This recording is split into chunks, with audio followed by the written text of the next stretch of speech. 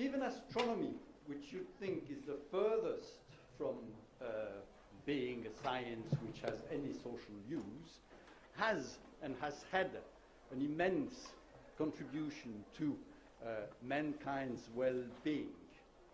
Without astronomy, there is no agriculture, because without astronomy, you don't know the seasons. You don't know the time in the course of the year. And if you don't know the time in the course of the year, you don't know when to plant your seeds. So without astronomy, no agriculture. Without astronomy, no social organization.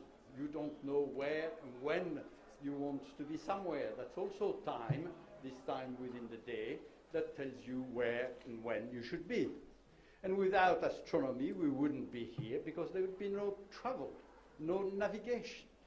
So even that science, which most of us would think is furthest from practical aspects, is at the center of large chunks of life. And this story we could have said, we could have told about physics. Nothing around us is here but for physics. You can't build without physics, and you can't have any electronics without physics, etc. Biology, the same. Without biology, we wouldn't have any agriculture either, nor would we have any health care and help in our health systems. All these achievements have given us our power on this earth.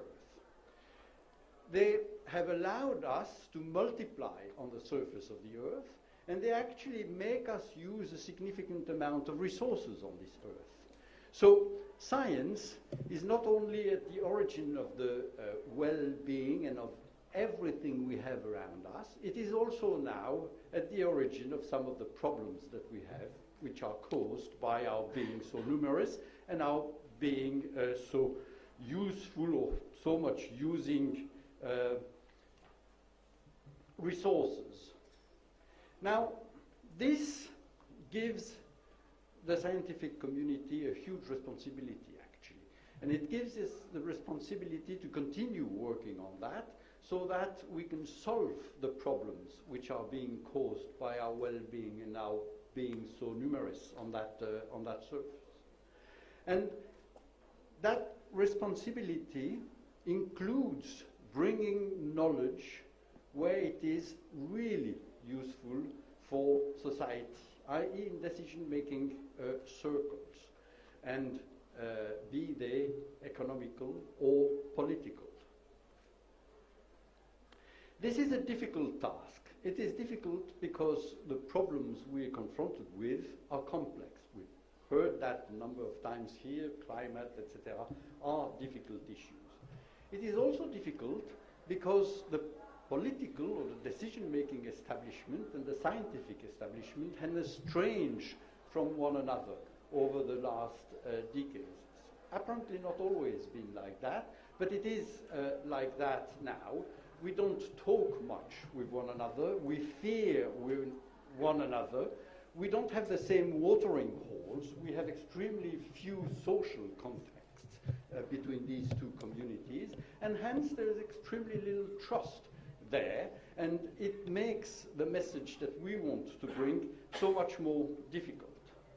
It is also difficult because the perception of science is somewhat skewed in the public. You know, we bring some extremely well-argued, measured facts onto the political scene, like changes in the climate, which have been measured, reviewed,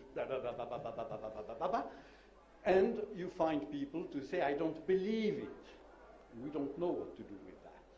On the other side, we find the weirdest ideas, like that there would be a collision between two planets on the 31st of December 2012, which would shake the world and bring it to its end, which are believed by a number of people, where there is not a hinge, not a hint, nothing in terms of evidence in the back of that. And it is difficult now because aerial representations of the world are sometimes preferred by some to the actual observation of nature. So we're confronted with the fact that some of our vis-a-vis, some of the people we have in front of us, They just say, well, you can say whatever you want out of your observations. I believe that, and there comes anything. And we don't know how to deal with that. We are at loss with this communication with this sort of people. And that's the question we want to address this afternoon, actually. We know the scientific community has taken the responsibility to bring the facts to the society in general, to the political world, something that's well digested by the scientific community, and academies are most of the time entrusted with that task. But when we are dealing with people who put what we bring on the same footing as just any idea, we don't know how to react, we don't know how to talk, we don't know how to engage, as the Anglo-Saxons would say. In order to discuss that point this afternoon, we have a distinguished panel which is made of William Sutherland, who is a conservationist, I think that's the way you say that, isn't it, in Cambridge, who will give us a few illuminating thoughts, or at least I hope they're illuminating, in a few minutes.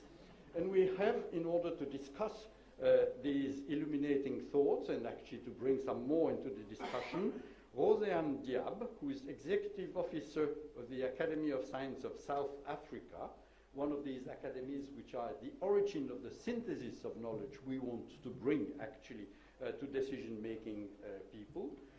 We have Rolf Hoyer, who is the chair of the so-called high-level group, one of the rouages that Europe has put together in order to try to bring scientific advice into its decision-making processes. We have Vladimir Susha, who is the Director General of JRC, and JRC is an institute which is there to produce knowledge in order to help the European Commission to make reasonable decisions. And we have Laszlo Lovász, the President of the Hungarian Academy of Science, and the co-chair of the meeting we are sitting in, also one of these people who is at the head of an organization which aims to bring knowledge where it ought to be and where it should be useful for society in general.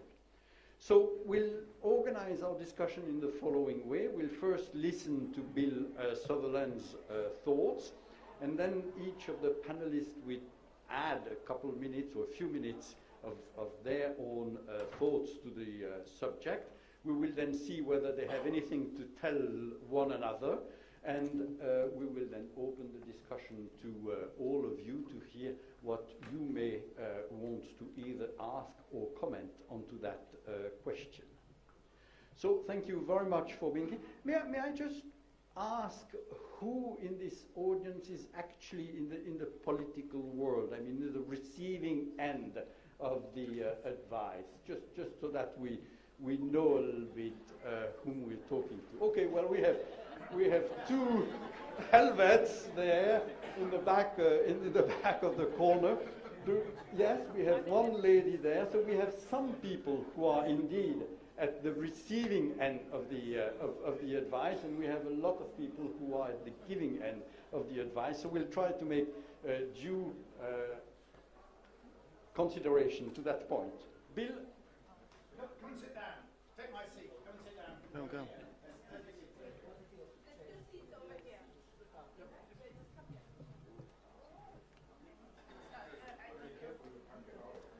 Yeah, we'll trap you in.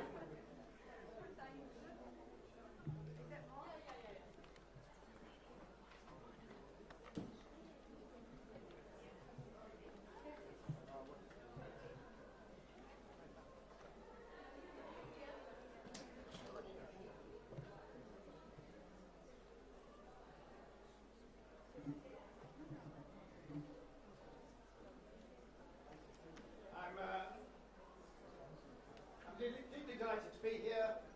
Thanks for inviting me. My name is Bill Sutherland. I'm here to hopefully provide some illumination. I became interested, I heard about evidence-based medicine in 2000. Use that seat on the end, please do. I heard about evidence-based medicine about 20 years ago and have been a bit obsessed with evidence-based conservation since then. And this shows the importance of this topic. So we did a study where we asked practitioners who had just carried out a conservation intervention where they got their information from.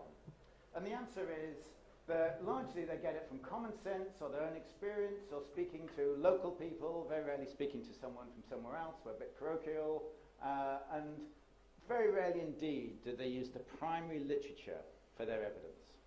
And it might be that this doesn't matter. It might be that the primary literature doesn't say anything useful.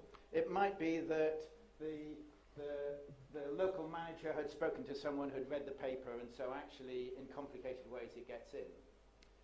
So to test which is true, we did this experiment, we did these observations. We spoke to Jessica Walsh spoke to 115 people who were practicing conservationists dealing with bird species that were eaten by predators. So these are the people on the ground. And asked them about the interventions they knew of to stop that being a problem. First thing we learned is they'd only heard of about 60% of the possible solutions. So I think this is generally true, that policymakers have blinkers. They only know of a small range of the possible things you could do. Secondly, we then showed them the evidence, which we'd summarized in, which I'll come back to this, we'd summarized the global evidence on the effectiveness of interventions. But that wasn't published yet. But the science was already out there. When we showed them this evidence, on 46% of the occasions, they said they'd changed their mind about whether or not they'd carry out these interventions. So these are ranked studies. These are ones that turn out to be very effective. These are ones that are less effective. And so given the evidence, they're more likely to do these, less likely to do these. So providing evidence of already existing, summarizing already existing science gets practitioners to change what they would do. That shows there's a serious problem. When we started doing this, all the science was behind paywalls, the search engines were pretty useless, Web of Knowledge was the best approach, and that was not available to most people. I think that's changed a lot since then. Information is much more available now. What we've identified as the issue is what we call evidence complacency, and that is that the evidence can be looked up, but people just decide not to do it. So with Claire Wordley, we wrote this, just two examples. When the European Union revised its common agricultural policy, on which we spend billions, many billions of euros each year, we know they didn't look at the evidence for the effectiveness of agri-environment schemes, and thus the ones they selected had very little evidence, and the evidence suggested that they wouldn't work, and it seems they haven't really worked. So they could have looked at the evidence and didn't. The second example is these things called bat bridges. We have 17 of those across Britain. The idea is that the bats fly along there. Turns out, when you do the research, it turns out that bats can fly, and they don't need these bridges. But to me, the problem is not that they didn't try these. It's a good idea. But with 17 of those, they weren't really tested. And then when eventually they were tested and shown not to work, they still continue to use them. And that's what we mean by evidence complacency. It's not using evidence when you could use evidence. So following that, I did this quick classification of all the ways, and tell me if there's something missing here. So sometimes there's just no evidence. So what's the ecological consequence of nanomaterials? There's nothing really there. What happens if there is some evidence? Perhaps you might not consider it, so you might ignore it, which is what we're talking about, evidence complacency, or perhaps it's unavailable. So this might be if you're in North Korea or somewhere where there's no real access to evidence. That's what we call evidence-deprived practice. Sometimes you might consider it, and your values might just override the evidence. So that's what we call value-driven practice. So if you decide on religious grounds to refuse a blood transfusion, that might be an example of that. or overpowering external influence. We're hearing a lot about the distortion on Facebook of evidence, etc. An MMR is a good example of that. That's distorted practice by individuals having great influence. But if you assess the evidence, look alongside values and expertise, that's what we call evidence-based or evidence-informed practice.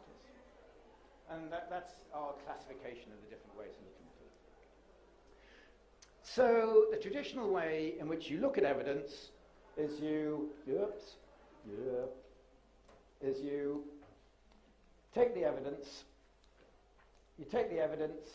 and you summarize it by a traditional review where you just pull the information together, what you can find, or you do a more modern systematic way, which you use a described method. You either produce a systematic review or a map of the literature, which that might provide a systematic review. But the problem is the scale of the interventions. So we have reviewed 1,500 interventions so far. We think there's probably another 2,500 or more to go. So there's, we really want to be doing about 4,000 reviews.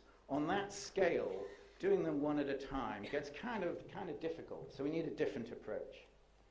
So the different approach we call subject-wide evidence synthesis. The idea here is in a traditional review, you pick a subject area like malaria. We pick a huge subject area like wetlands or marine or bird conservation. Here you select a topic like bed nets. We will identify all the options that are necessary to deal with all the problems for bird conservation. So here you just do a couple of reviews at a time. Here on bird conservation we did 455 reviews in parallel together. Here you use search terms. Here we search the journals and pull out the papers relating to interventions. So it's a lot more laborious to start with, but you're doing it on an industrial scale. Here you take a broad topic for review because you want to do a meta-analysis. We're quite happy with much narrower topics. You use effect size. Here we often use a measure of effectiveness because in the work we do, often the outcome measures differ a lot. And then we do a Delphi technique. And this is a couple of times, 2 or 3 times more expensive, but you get tens or 100 times more reviews as a result. And that to me seems to be the approach we want to be adopting elsewhere. So subject-wide evidence synthesis, we tackle a broad topic. We've read 250 journals, it keeps increasing. We read 400,000 paper titles. So with that sort of process, you can keep feeding in. And just a quick point I want to make.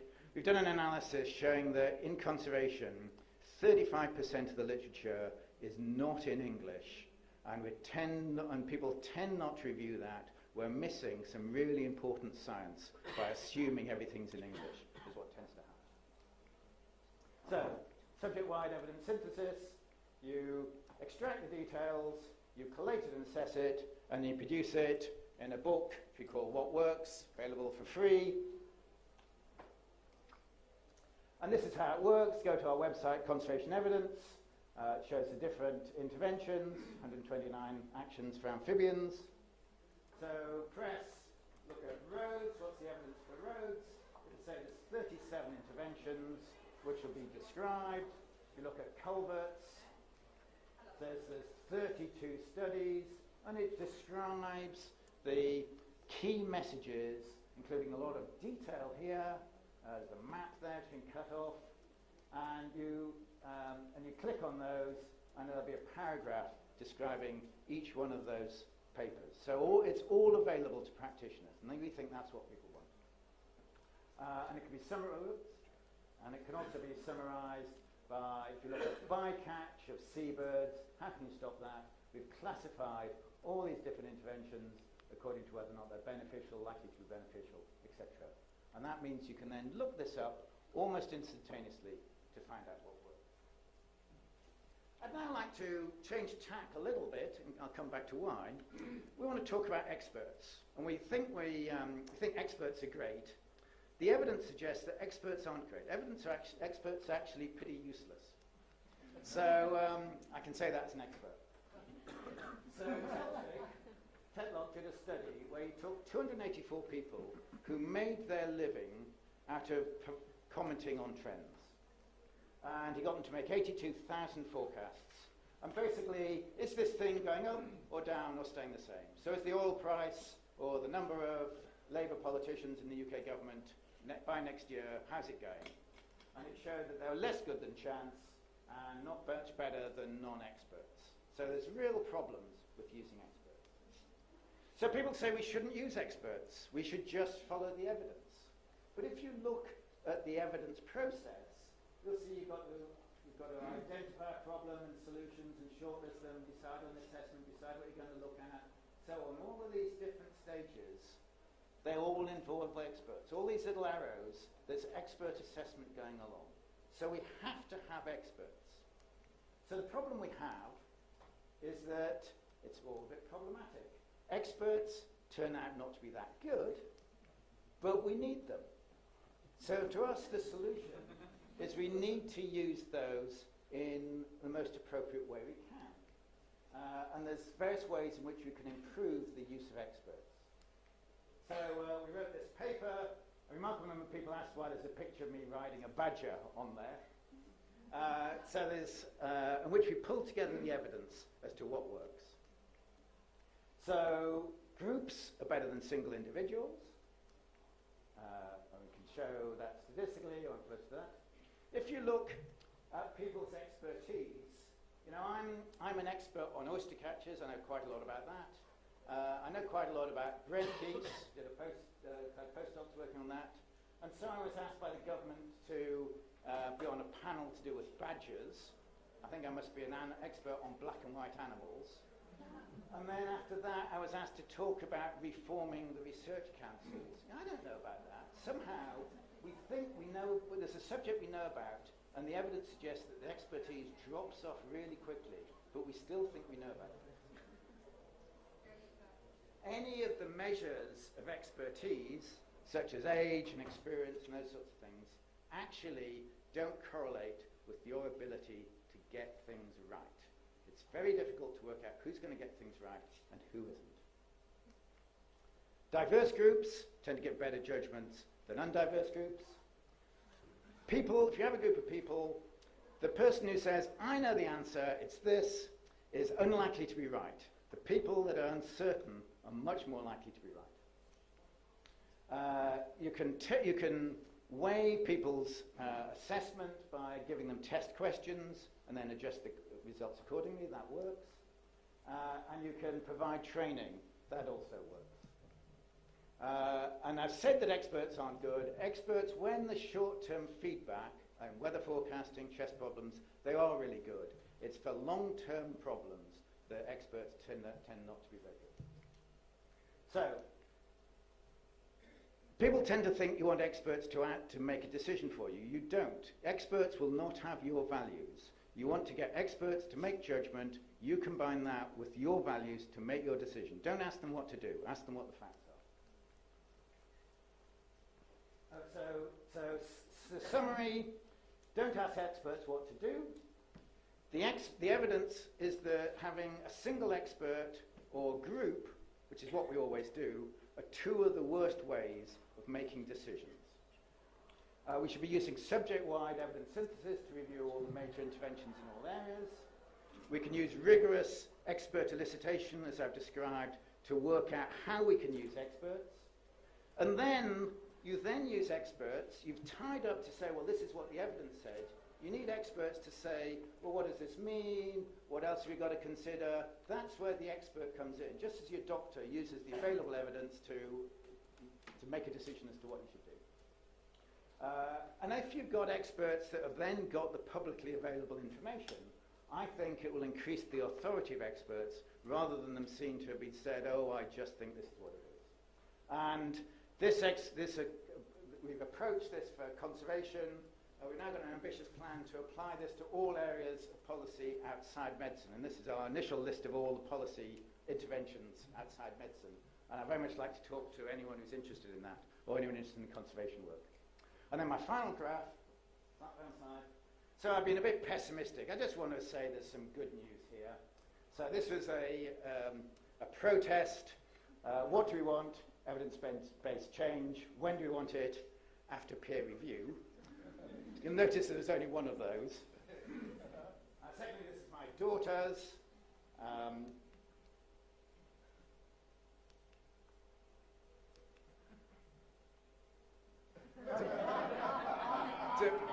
A bit of a condemnation of me as a dad.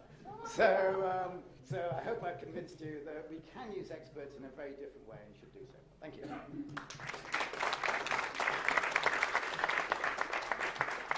Thank you very much, Bill.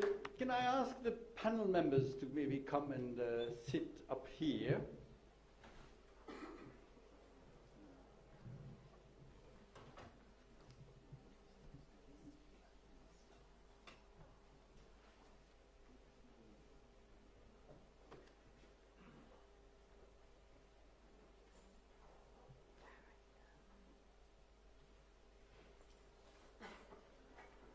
Okay, well, thank you very much. And I would like, I think, first to ask Roseanne at the end to make her comments. How long have I got? A minute and a half, and if you overrun by a minute, it'll be okay. There's too much to criticize. Yeah. So I think, let me just make 2 points. Yeah, sure. The first is that I think it's not a problem if there are diverse views. I think evidence can be diverse.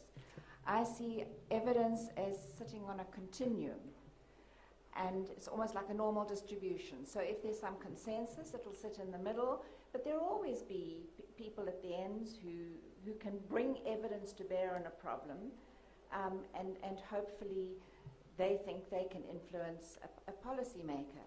And I would like to make the example of the HIV/AIDS problem in my own country, South Africa.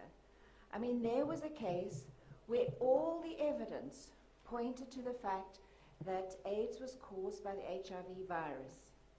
And yet, our president found evidence that led him to believe that it was nothing to do with a virus and that it was not caused by a virus, and he had the evidence for it, which was provided by scientists.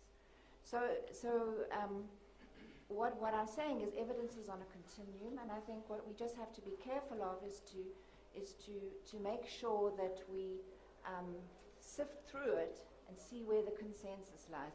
And it's much the same in the climate change debate as well. There'll always be people out on the fringes. And then the second point that I'd like to address is just about the experts. So I think I have a little bit more faith in the experts. I presume my bias comes from an academy perspective, where we do use experts a lot. But I think that what I would like to think is that the experts are used in a group situation, in a panel, where there can always be rigorous debate about the evidence that is brought to bear on a problem.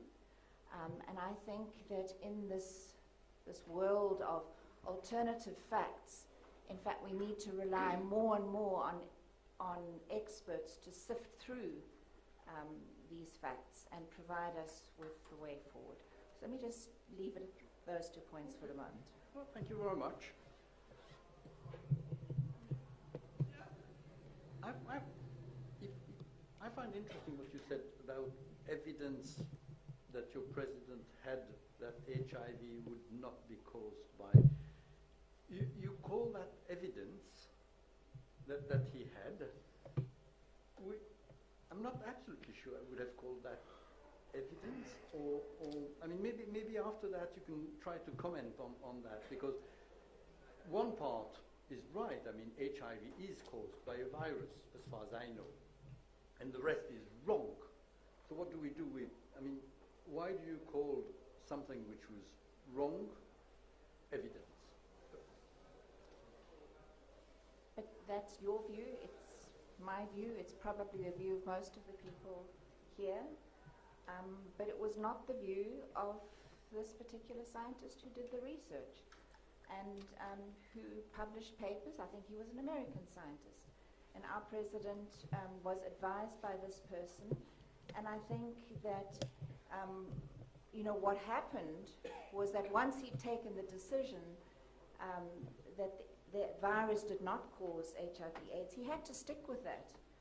He had a reason to stick with it, and he just carried on with this for years and years. Yeah. Hundreds of thousands of people died as a result of that. Maybe we'll come back to that. Okay. Rolf. Yeah, Thierry, I have 2 points. One is against your wish and one is according to your wish. The first one against it is a few comments concerning experts, and I have to come back to some high-level group. We are in the tail of your distribution concerning the expertise, because we are 7 people having completely different expertise, so most of us are in the tail. So you lose the expertise, but I don't think you lose the judgment. I think that's the main point.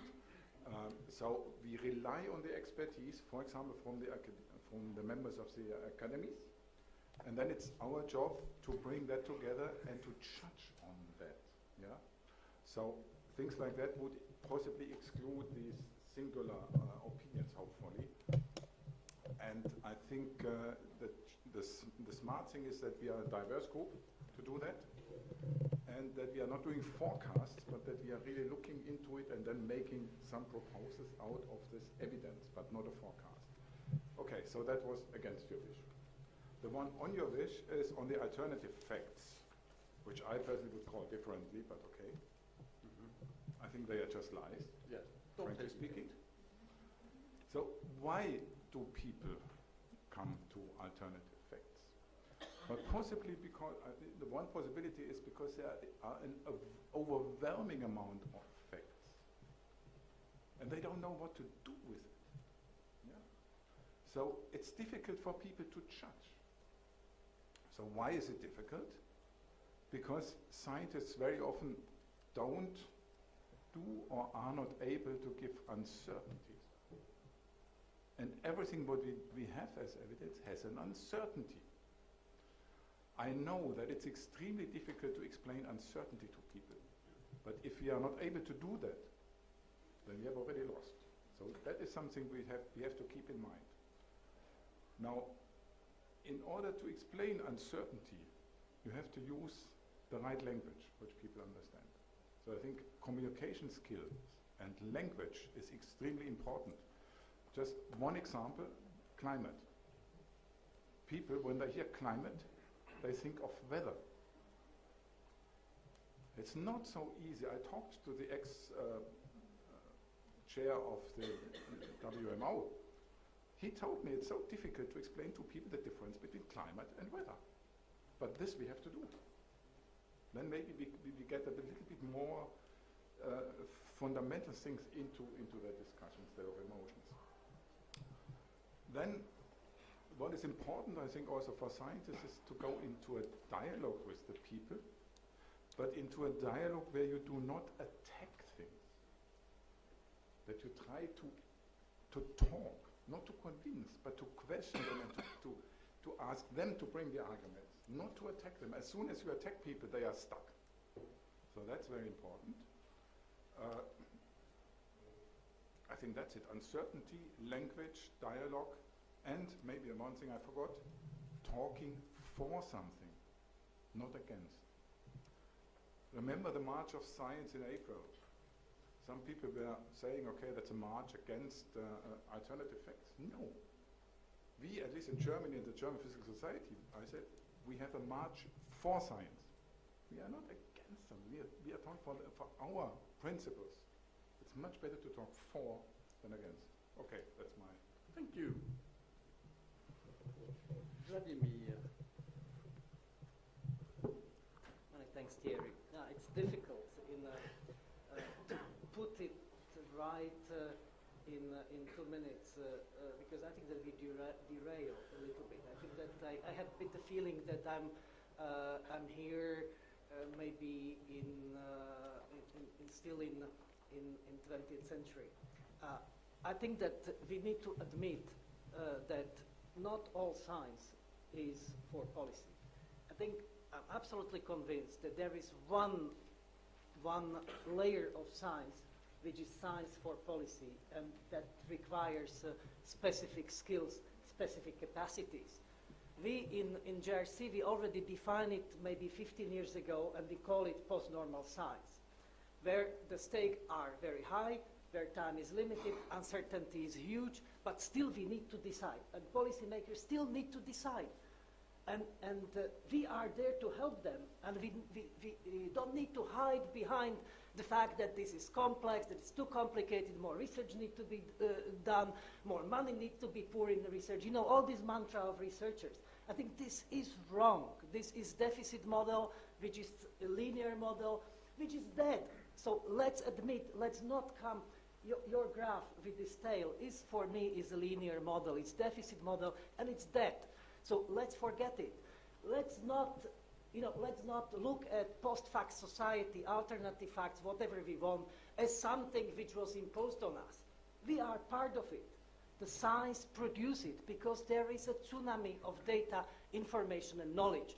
And when you don't know where to get, how to get oriented in this, so then you are instinctively reacting. So you are coming back to your instincts, to your emotions, to your values. So, and this is how the Vice President of the Commission very rightly put it. You cannot tackle the demand of politics of values or emotions through strengthening of politics of evidence. So you simply cannot do this. And I remember Peter Gluckman was chairing a fantastic panel 2 years ago, Laszlo in Budapest. I was in this panel. And since 2 years, I changed my own narrative. It's so quickly defining and changing. I said in this panel that policy is a combination of values, facts, and politics. And I said that we deal with facts, and we don't deal with politics and values. Now I'm changing this, and I'm saying we are having responsibility for values as well. If we do not understand how the values are being formed, how the values are being communicated, how the values are being perceived, how the evidence is being perceived, then we are dead, we are useless. That is the useless experts we can throw away. This is our responsibility to understand. How we are going to understand it? Understanding the complexity of science, at the same time complexity of policy making. We are entering, or we are already in the world which is hyper-connected, which is very fast. You know, whatever we do now, it's faster than it was 10 years ago, 20 years ago, 50 years ago. The consequences are faster. The nature is heating up. We know from thermodynamics that it's much faster.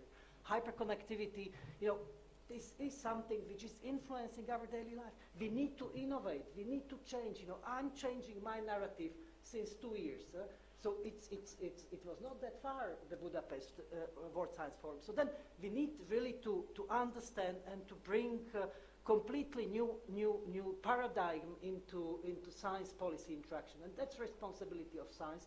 It's much less responsibility, and you know, your anecdote about agricultural policy is probably funny, but you know, it's not the starting point to talk to policymakers, to tell somebody from European Union that your common agricultural policy, which is the most successful policy ever in bringing Europe out of poverty and out of food starving, is the most successful policy. And you said that they ignore I don't know what. This is about interactivity. This is about daily connectivity. This is about understanding that these are not stupid people sitting in DG Agriculture responsible for it, ignoring evidence which is out there. These are very honest people who are trying to do their best.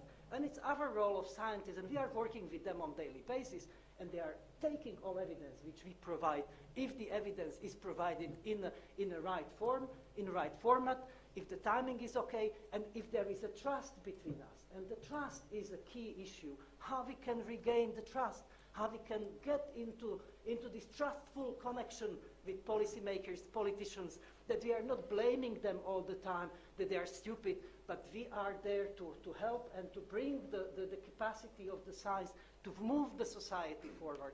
So this is, for me, the new type of science for policy. It's not in this deficit model where we are dumping hundreds of pages of reports to somebody who has no time to read it. So we need to be there.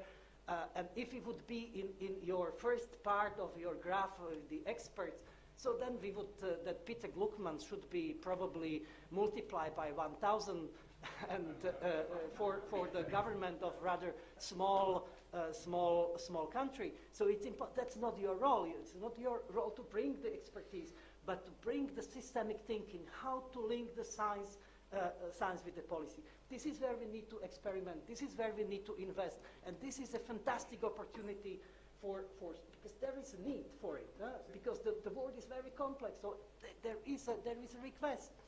So then let's work on this. And this is on daily life of my organization, which is Scientific Service of the European Commission. So we are trying to do on the daily basis. And you are invited to work with us to rediscover or discover what is the beauty of it. Because if we follow the original old-fashioned type of linear model, then we are all dead, and the science is dead. Science for policy is dead. It will disappear. It will not be trusted. Thank you. We'll give Bill an opportunity to respond in a minute when he cools down. Laszlo. Yes.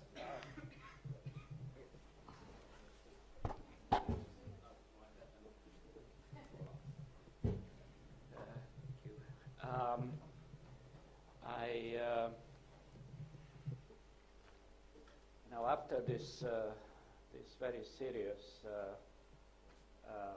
comments by Vladimir, maybe this late I will just try to give some examples and comment on them.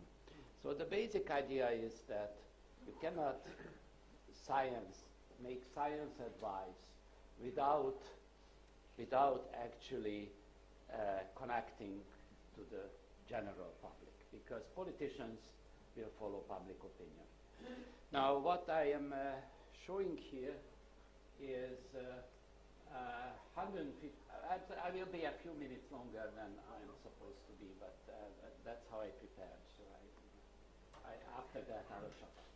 So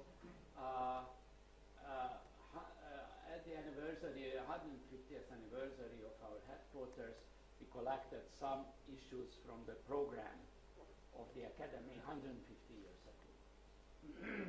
One was the chemical analysis of an antimony-rich miraculous water that was advertised to cure all diseases, and the comments that the Academy expert or Academy member who talked about it said that the residents of that particular village can be glad that they do not have antimony in that water. It's just ordinary clean water, otherwise it would be. Advertising all sorts of water with special properties is I don't know, in my country it's going on all the time. There was also a lecture, I just mentioned it, by Armin Lamberia about the Shia branch of Islam. It was he was a very famous expert in those days. But this is what I wanted to show. It's about homeopathy. And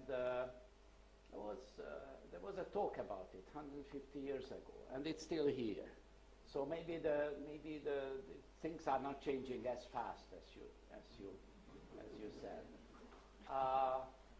Of course, well, that's not. Oh, sorry, what happened? Okay. Of course, because about homeopathy, IIIA just issued a statement, and that may have a little bit of useful conclusion here, because the Hungarian Academy 2 years ago issued a statement, a very similar statement, but this was ignored by everybody because it was a single academy. So let's hope that IIIA, which is I forgot exactly how many academies, 40-some academies, will have a more more influence or more impact. Now let me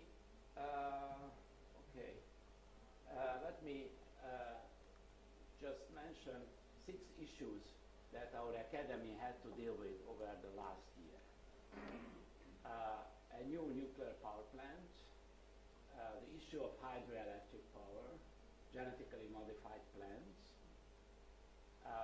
whether vaccinations cause autism, a flat earth theory, which was actually proposed by or came up in one of the leading TV channels as an alternative theory to what scientists say, but equally well supported by measurements, and of course the climate change. Now, if you look at, say, the example of a new nuclear power plant, it will be clear that to be able to help this in a scientific way, to support it, we really need a multidisciplinary approach. There are technological issues, lots of issues about safety and security, environmental effects, which should be understood, and social and economic impact, and then I'm not talking about all the political issues that are in the background. So what I want to say is that scientific advice often takes a big group of people to get together and do some work, and we are trying to do that. Okay. Well, these are the reasons why alternative facts are actually more dangerous today than they used to be before. I think the most important issue is that complexity of science is threatening for most people. And then there's an intensity of communication, everybody gets all this information. Social media is a very new thing which nowadays actually communicates the majority of information. So you're not getting your information not even from the TV. You're getting from your friends. And that creates a sort of bubble where people are sitting with people who are similarly predisposed to certain ideas or bias. And that's a really dangerous situation as far as I can see. I don't know how to handle that. And the public media has on the other hand has an obligation to balance information, which means they often interpret that like the issue about the flat earth theory, that easiest is to say that this is a theory, that is a theory, and then we are clean.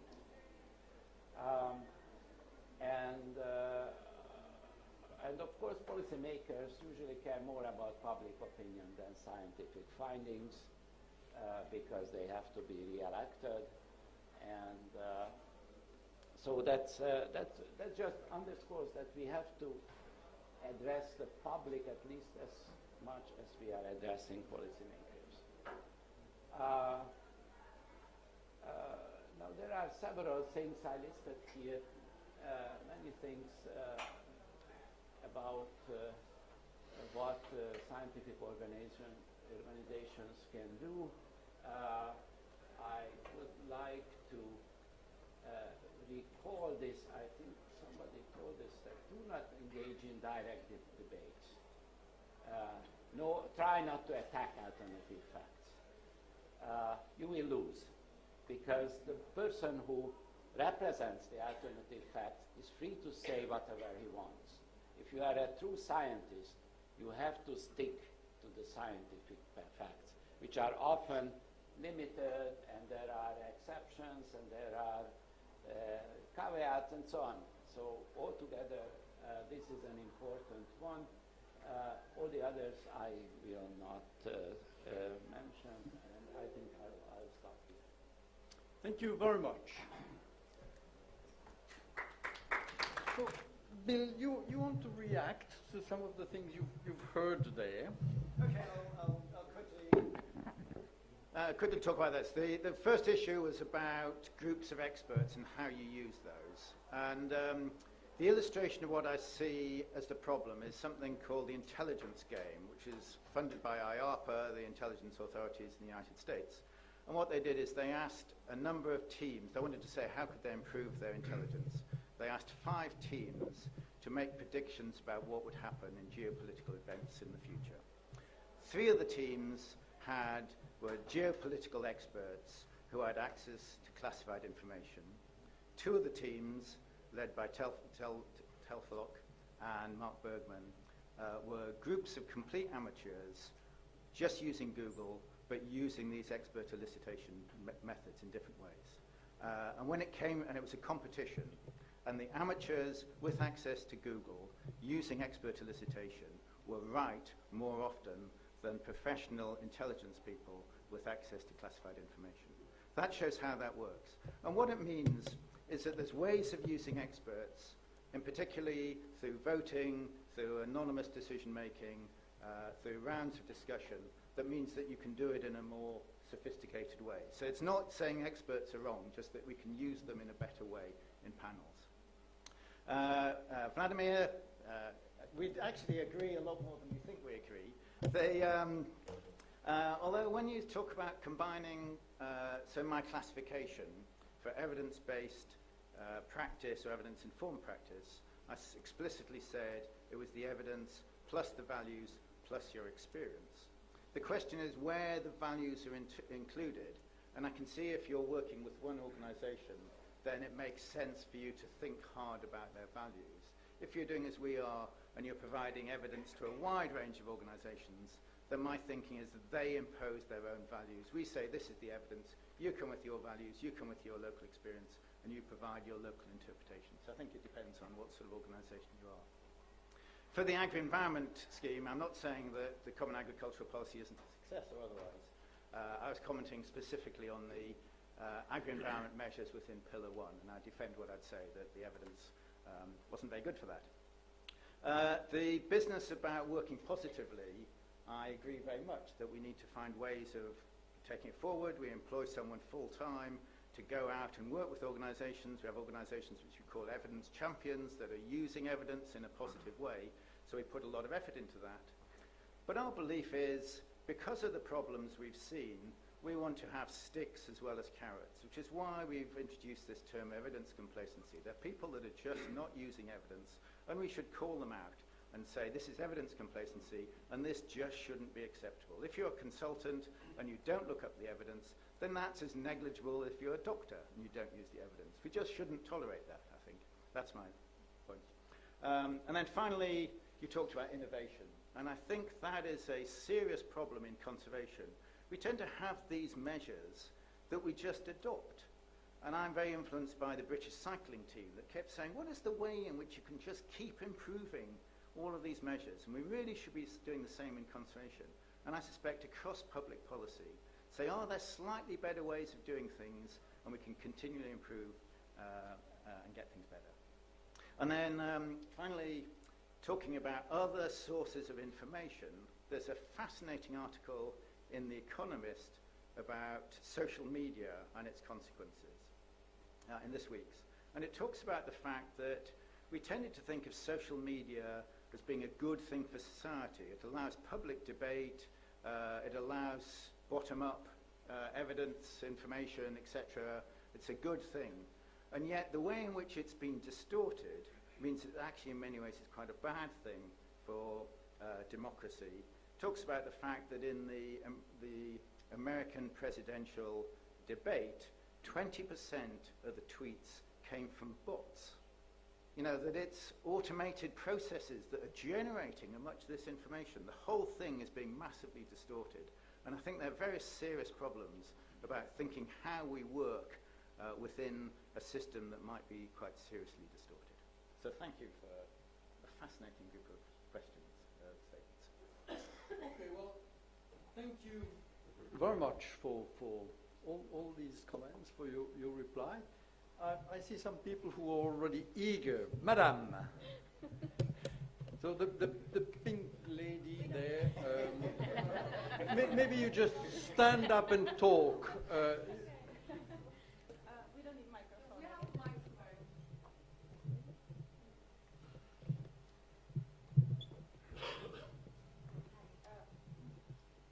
Is this? Yes, it's on. I'm not Calestis Juma. He's a professor from Harvard. He wrote a fascinating book recently called "Innovation and Its Enemies," and why do people resist new technologies? And I just want to comment that the status quo oftentimes resorts to emotions instead of facts to make their arguments. And if you put emotions on one side of the scale and facts on the other, emotions oftentimes win. So my question is, how can experts who are scientists effectively help policymakers adopt innovation versus the status quo when strong emotions or economic interests are at stake?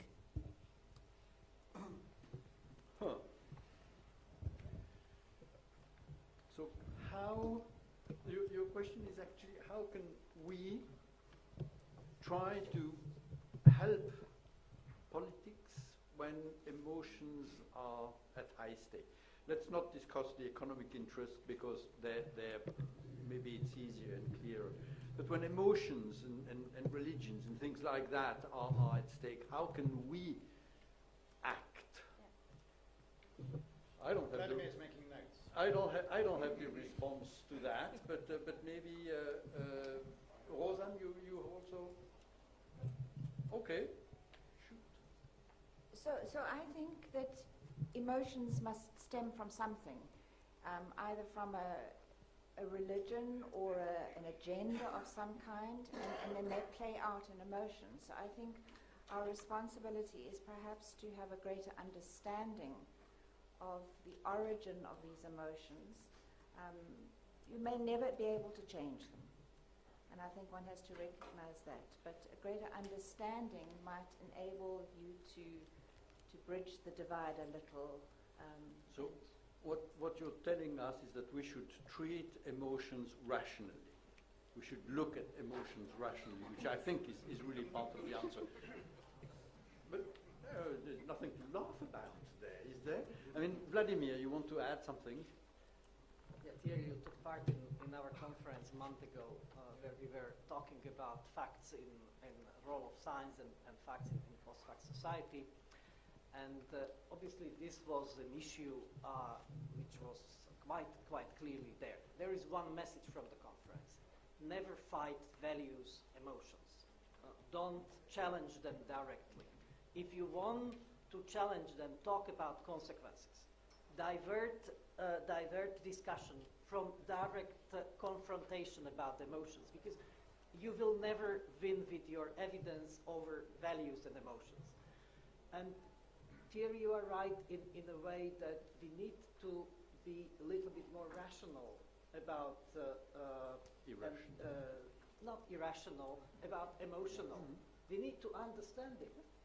And there is a scientific field which has been ignored for decades, and these are humanities and social sciences, which are, we still are talking about serious science and then the soft sciences, which is horrible. I think that this is the biggest mistake of science. And I'm using, when I have presentation, the slide, which is showing three groupings of sciences which are not communicating between each other. And one grouping is social sciences and humanities. It's absolutely essential to bring them in. We need to understand what is the process of forming the values, what is the process of handling the emotions, how they are, and this is all about sociology.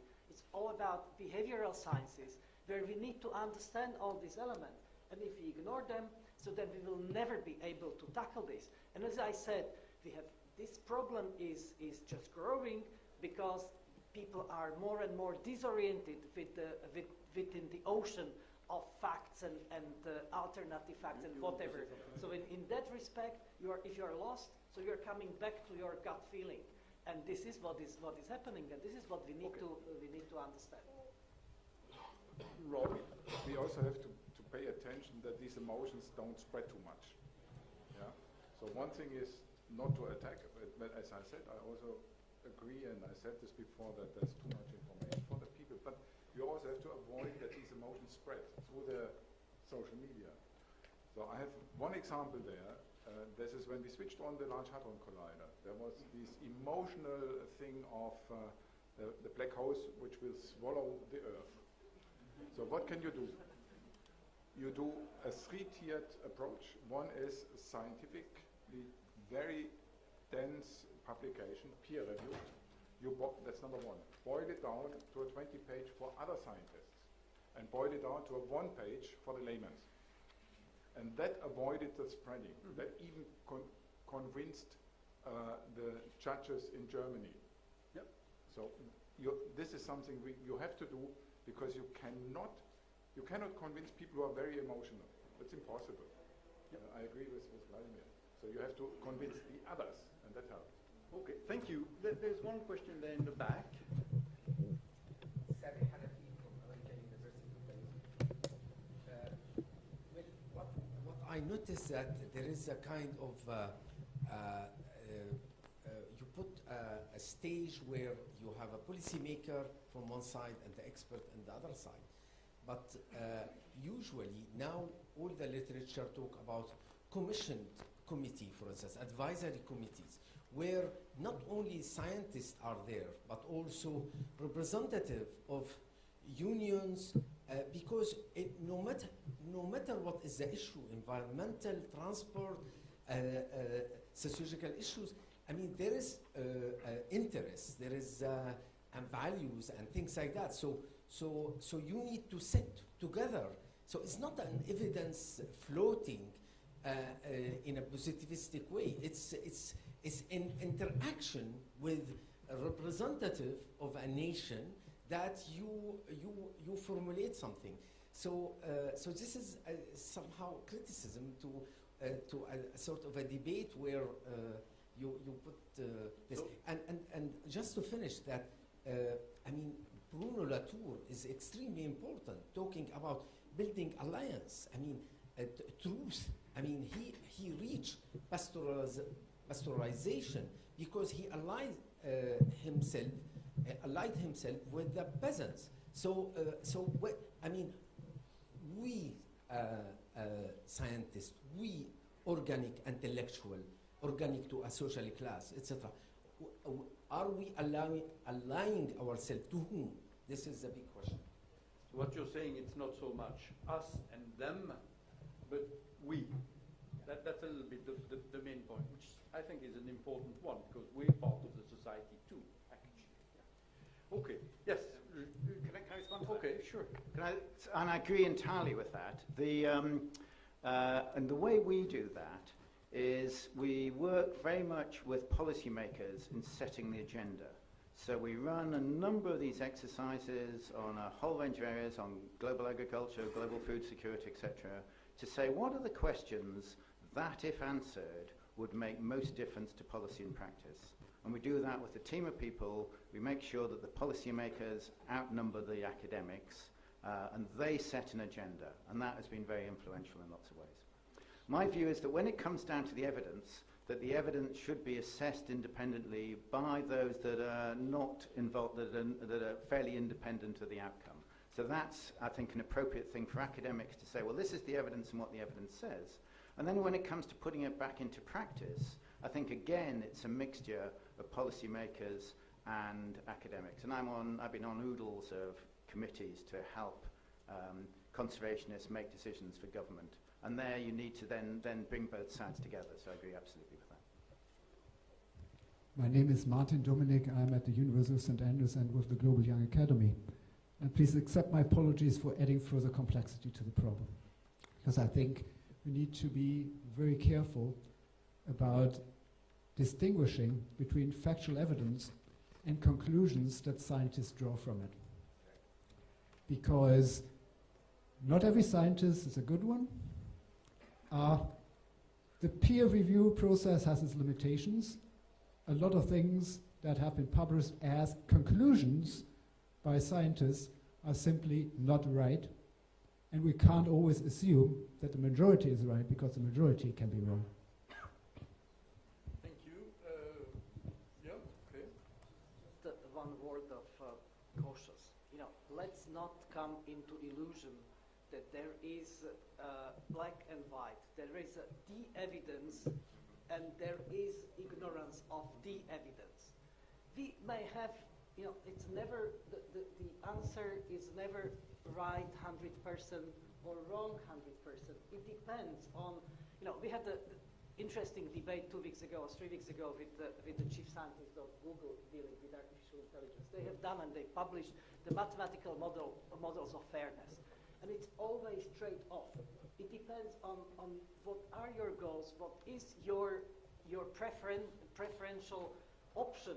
So let's talk about the options and evidences which are supporting the consequences of different options. So there is not the one right or wrong questions, and there is not the evidence. There are different possibilities, different interpretations, different options which needs to be in an iterative and interactive process discussed with the policymakers, including the citizens, including exactly what you said. It should be as large as possible.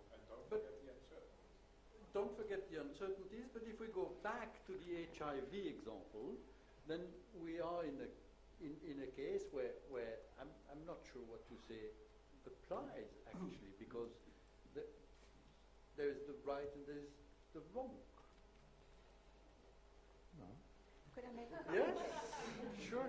So I was just thinking that the comment that has just been made applies exactly to the HIV case. It's the conclusions that one draws from the evidence that is there. And I think that's what led to the HIV/AIDS debate and the problem. Okay, Peter.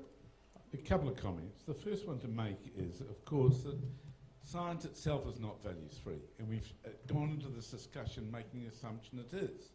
So, and the most important values, judgment, is the sufficiency and quality of evidence on which to reach the conclusion. And again, as we've just discussed, and as Heather Douglas wrote about so well, there's always an inferential gap between what we know and what we conclude. And as a science advisor, one of the most important things I have to learn to say is, I don't know. And I don't think scientists as a whole are very good at saying we don't know. And I think that the other point that Vladimir has just made is the point I really wanted to make. And is policymakers always have options. And what evidence can do is just help them choose between the options for different consequences. Those options will always be chosen on more than scientific evidence. And remember, if we just come back to the HIV point, for most people, evidence is not science. Evidence for most people, including policymakers, is religion, it's belief, it's tradition, it's personal observation, personal experience, and it's anecdote. It's not about the rigorous processes of science. And so we've got to be careful when we're talking about evidence-based policy or evidence-informed versus science-informed. They're not quite the same thing. And we need to understand some of these. The other point that's not been raised, and I think is critical in this discussion, is the word risk. The perception of risk is very different between different players in the system. Scientists may see risk in probabilistic terms, as Rolf's been talking about. Most people perceive risk in terms based on their cognitive biases, their experiences, and so forth. And as Laszlo's already pointed out, politicians see risk in terms of the ballot box. So again, when you start to talk about uncertainties and how judgments are made in the policy process, it really depends very much on how the word risk is perceived and by whom. Thank you. Does anybody want to respond to that, or that doesn't need to? There's not a Madame. Good evening. This is Kawthar Hamid from Jordan. I want to say that unfortunately there's no closed formula for an evidence for a decision. We can't have enter the inputs in a formula so that we have the final decision as an answer. This leads us to this discussion whether to go through the evidence or the experts. I have thing to add. It's the intention to do the right thing is an important, because I feel that in some countries, maybe I can mention specifically the developing countries, we feel that there is a lack of interest to do the right thing in for the in charge people who are in charge, maybe lack or have interest for their own benefit more than the public benefit. So it's this thing itself does not lead them to think about that I need to do the right thing or the correct thing for my country. This is a problematic thing that we face. For us, people feel that they can, maybe if I'm in this position, I would think this way. But the problem is that I don't know how will be my think or my intention when I'm put in that position. Maybe I will have interest for my own benefits more than the public benefits. So this is an important thing that to be mentioned. Thank you. Well, thank you very much for that comment, actually. And indeed, the intention is one of the most important values in that game. And I think you're perfectly right to point that out. Does somebody want to comment on that? Bill? I agree absolutely about the complexity of these decisions.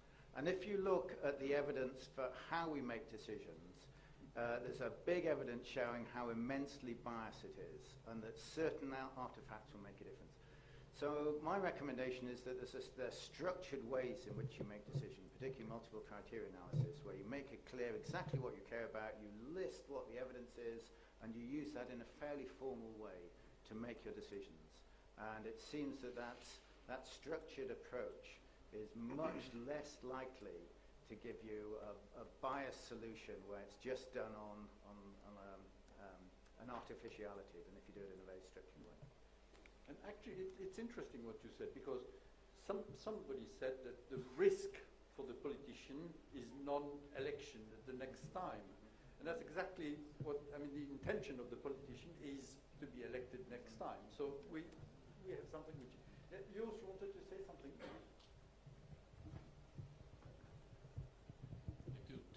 Two things, two comments. One is on the HIV case. That's the Duisburg, theory, or where he actually said or ignored all the evidence and took his own evidence, which was based on bad science, and came with an alternative for the HIV, for the virus.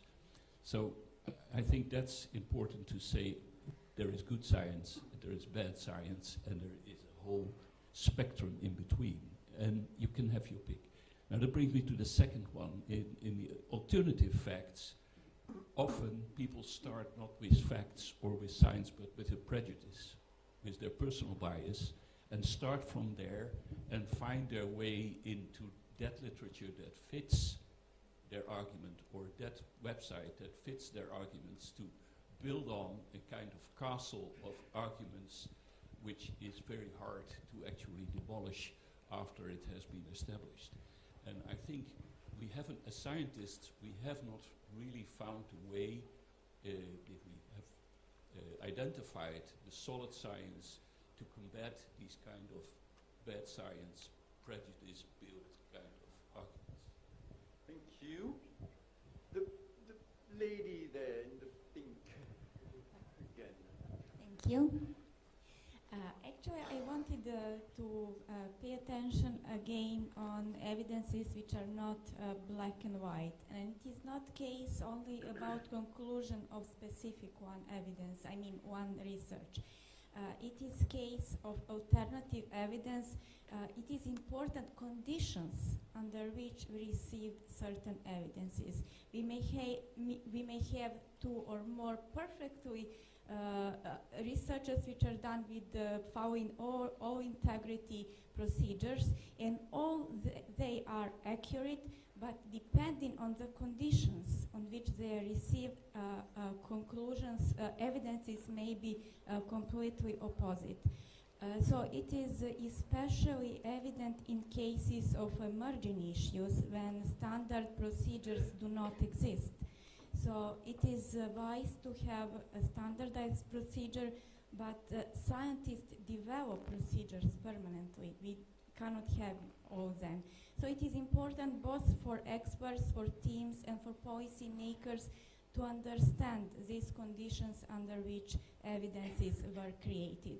And we should more communicate about standards, about especially in developed fields, to make scientists aware that interpretation of evidence also is important, especially in case when after a few interpretations, for instance by journalists and so on, some basic evidences on conditions are somewhere put aside. So this perhaps sometimes opposite alternative evidence are because of these issues. Okay, thank you. There's one question there in the back. Well, it was the other one, but we'll take both.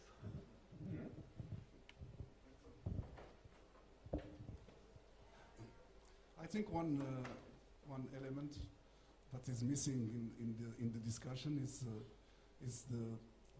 the scientists should also understand the policy.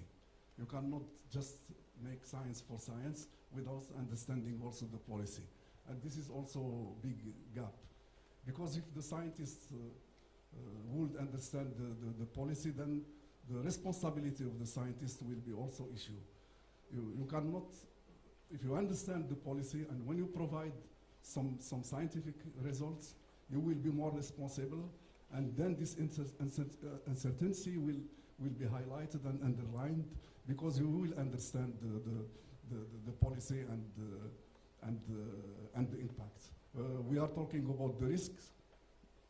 The risk, it's not only associated with that the politicians want to be re-elected, but the risk is also the impact of the decision. And here I want to underline also the fact that the scientists should also be modest and should also admit and accept that not all the science can be, even if it's evident, that can be used by policy, because the responsibility of the politics, of the policy, it goes beyond what the scientists can see in the picture. We talk about the risk. Risk means the impact on the society, on the world, on the humanity. So these two elements for me are fundamental. First of all is the responsibility of the scientist by understanding the policy, and the second is the modesty, accepting that the political decision it's bigger and the science is only one. Sometimes it's very small element in this policy process of decision. Okay, thank you. But I think some people would say that the second aspect would be somehow taken care of if you consider science as not only the natural sciences, but including the humanities, which I think is worth stressing again. Yes? Thank you. My name is Tayfun Basal. I'm from Turkey. I work for company Elsevier. I think I have a role where I do support and collaborate with policymakers, and also we do support researchers, of course. So although I truly believe in the power of direct and open communication, my observation is that there is a lack of common language, and entropy is increasing both on the political environment and also in the scientific environment. So if we assume that there is a lack of common language, and if we assume that there should be an interface who should develop this common language and increase the efficiency of this collaboration, and which may eventually lead to some mutual benefits and win-win results. So who do you think would be the most potential interface to do that?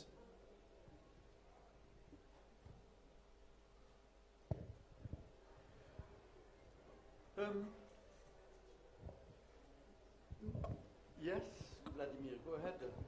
But I was just thought we should be short, slowly, Okay. because Just to answer your question, we consider ourselves inside house, inside European Commission, as a translation service between science and policy.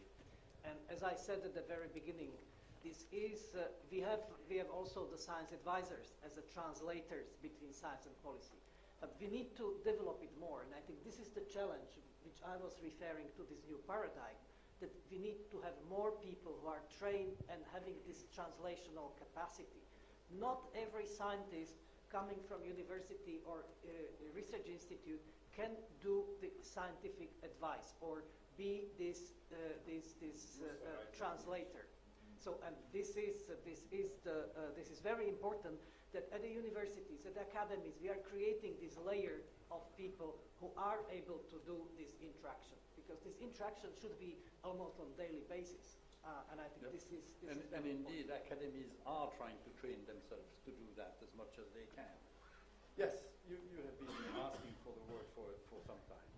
Thank you very much. I'm Jens de Get. I'm the president of the European Union of Science Journalist Associations, and I would like to give you my perspective as a science journalist to this whole picture. First of all, I want to say that it seems like you have to be more aware that the whole picture of what's going on in the public space and how science is communicated has changed dramatically during the last 10, 15 years. But not only that, there's a new development which started 2-3 years ago. First of all, the long development has been that the media have been in a crisis. They have sacked the expert journalists first, and of course they are the most expensive. So therefore now there's mainly journalists in the media who is taking care of the science stories, not experts anymore. And that means you can get away with writing a lot of things which should have been filtered out. The second is during the last few years, the social media has increased dramatically. So nowadays, if you read, for example, the Reuters report on electronic media, you will see that only 5% of people under 25 in OECD countries actually read newspapers. So people get their information from social media, and not even television can compete with that anymore. And that means that as a common consumer of news and information, you get your information from news sources. So you have to be aware of the whole picture has changed, and also the credibility of the sources have changed dramatically. So people read other things and they take a note on what they read on the web. That's what has happened in some of these election campaigns that you probably know about. But also when we talk about vaccines and stories which are circulating on the web, they have an enormous impact. That has to be taken into consideration. One advice I will give is you have to be much better connected to what's really happening in the media. It's not enough to hire good communication people.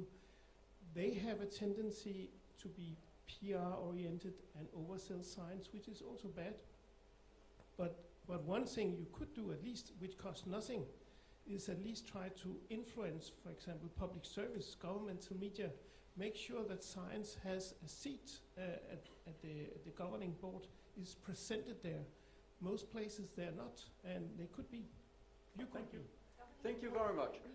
Governing boards of media, of course. Yep. I'm afraid we have to come to a close, although I do see that I see several hands that would want to raise. I'm very thankful for all this discussion. I thought I would conclude that we didn't know what to do after that discussion. But I think from what I've heard, actually, I realize that many people have given lots of thoughts to these questions, and I think I'm very thankful for that. Very thankful for the exchange, and I think that in what we've heard, there are indeed a number of things, of lines of actions that we should take. Don't confront, do with, and a certain number of things which were rather concrete, which I'm not going to try to extract from my notes in real time.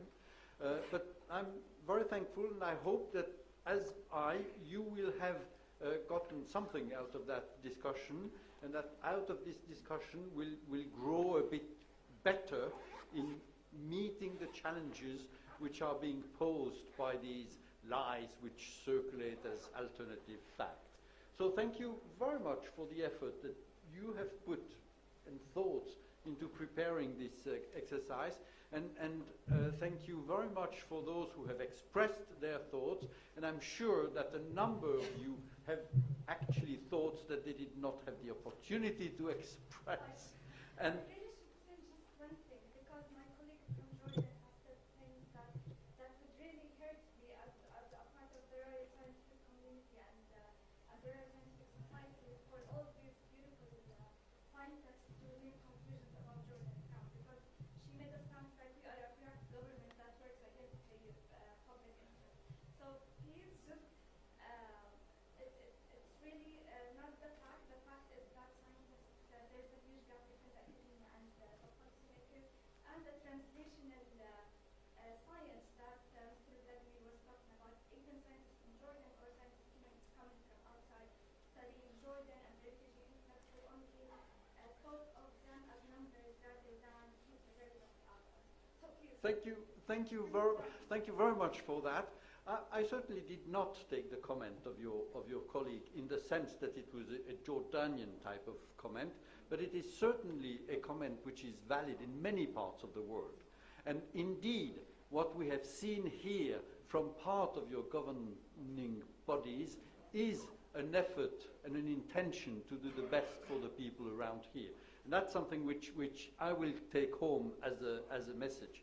But the comment of your colleague is certainly right, and in many of our countries, we are confronted with governments whose intentions are not always as clean as one would wish them to be. So thank you very, very much. Have a good evening. We'll meet you at the party.